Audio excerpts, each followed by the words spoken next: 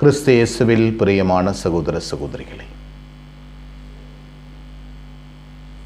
மத்தேயு நற்செய்தியாளருடைய 25வது இறைவாக்கு, 25 அதிகாரத்தினுடைய இறைவாக்கு, சின்னம் சிறிய சகோதர சகோதரிகளுக்கு நீங்கள் இவற்றை செய்த போதெல்லாம் எனக்கே செய்தீர்கள். நம்மை சுற்றியிருக்கின்ற சின்னம் சிறிய சகோதர சகோதரிகள் எளியவர்கள், சாதாரண மனிதர்கள். இவர்களுக்கு உதவி செய்கின்ற போது, அவர்கள் உதவி தேவைப்படுகின்ற நிலையில் அவர்கள் இருக்கின்ற போது நாம் அங்கே இருக்கிறோம் என்றால், அவர்களுக்கு உதவி செய்வது கடவுளுக்கு உதவி செய்வது. மக்களுக்கு உதவி செய்தால் மகேசனுக்கு உதவி செய்ததாக அர்த்தம். எனவே இயேசுவினுடைய பார்வையில் உலகம் முடியும் வரை நான் எந்நாளும் உங்களோடு இருப்பேன் என்று சொல்லியிருக்கிறார். அவர் எங்கே தங்கியிருக்கிறார்? மனிதர்களில் தங்கியிருக்கிறார். தேவையில் இருப்போரில் தங்கியிருக்கிறார். சிறைப்பட்டவர்கள், ஏழைகள் என்று பணத்தினால் ஏழை, உடல் நலத்தில் ஏழை, உள்ள நலத்தில் ஏழை, அறிவில் ஏழை, ஒன்றுமில்லாமையில் ஏழை, பணத்தில் ஏழை, சொத்தில் ஏழை, தன்னுடைய பழகுதலில் ஏழை, மதிப்பீடுகளில் ஏழை. இப்படி ஏழைகள் ஏராளமாக இருக்கிறார்கள். இந்த ஏழைகளை இனம் கண்டு கொண்டு பணி செய்கின்ற போது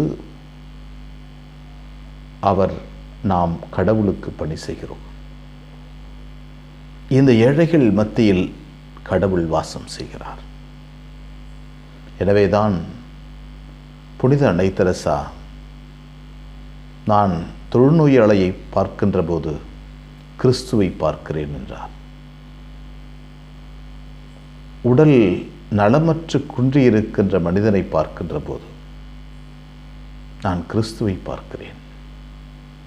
எனவே நான் செய்கின்ற எல்லா வேலைகளும் கிறிஸ்து அங்கே இருப்பதனால் அவர்களுக்கு வேலை செய்கிறேன் என்று சொல்லுகிறார்.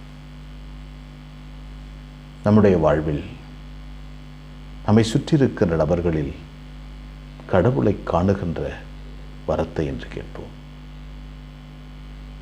நம்மை சுற்றியிருக்கின்ற செடி கொடிகளில், பறவைகளில், மனிதர்களில் கடவுளின் தரிசனத்தை காணுகின்ற பாக்கியத்தை பெறுவோம்.